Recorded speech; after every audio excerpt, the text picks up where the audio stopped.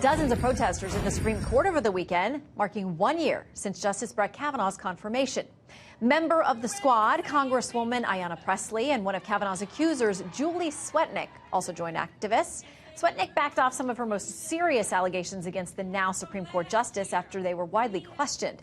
On Sunday, protesters burst into this chant.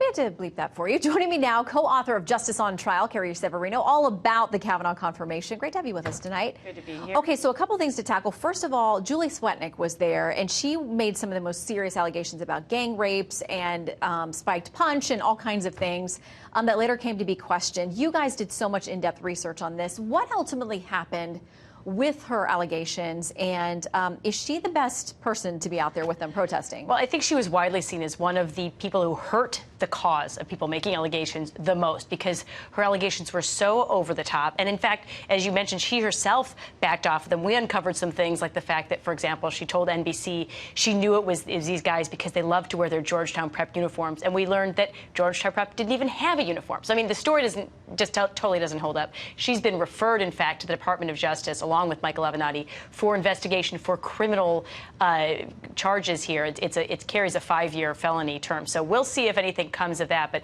I don't think she's the best messenger for the attempts to criticize Justice Kavanaugh here. Well, as she's potentially facing investigation, the whole point of many of these protesters out there yesterday was that he's never really faced a real investigation. NARAL, obviously the pro-choice group, tweeting this: Republicans railroaded Brett Kavanaugh through a sham confirmation with essentially no actual investigation into his background.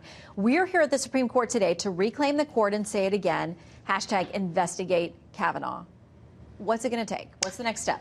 Okay, folks, we've had a year to look into these, and there are people who are doing this. I mean, there was a recent book that came out with the New York Times authors.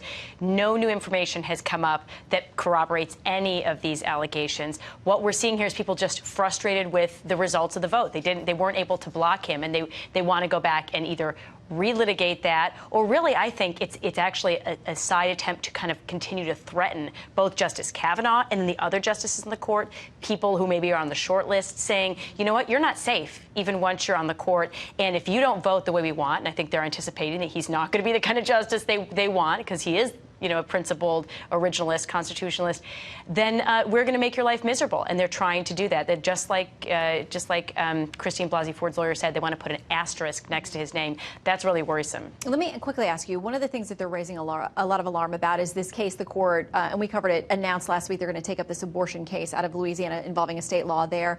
They're saying, listen, that was why Kavanaugh was put on the court. He's there to dismantle Roe v. Wade. And that in many ways makes him illegitimate, too, because the president picked him knowing that.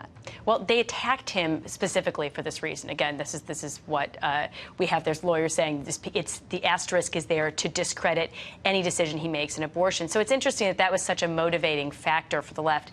The bottom line here is, though, his job is to apply the law and the Constitution as it stands. And I think it's no surprise the court is taking up that case, because especially in the whole women's health case, they had such a narrow fact-based decision. Every time the court does that, yes, they get a narrow case and they just check that one issue off, but then they leave the door open every time something else happens. They're going to have to look at it because it's also fact-based. Yeah, and of course we expect probably we'll end up with a decision on that abortion case June of next year, right in the middle of presidential election. So exciting. You and I will both be watching. Oh, yes. Carrie, thank you. Thanks.